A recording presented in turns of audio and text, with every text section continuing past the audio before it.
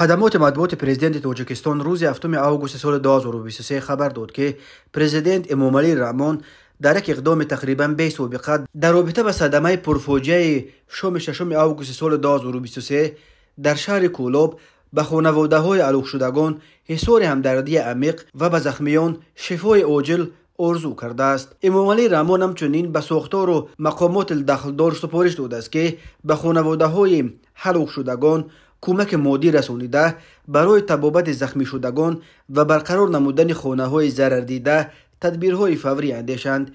امامعلی رحمان تا کنون برای آن تنقید میشد که در رابطه با حادثه و فلاکت‌های ناخوش پرقربانی به رهبران و مردمان کشورهای خارجی اظهار همدردی میکند، ولی در رابطه با حادثه و فلاکت‌های پرقربانی در کشور خودش اظهار همدردی نمیکند.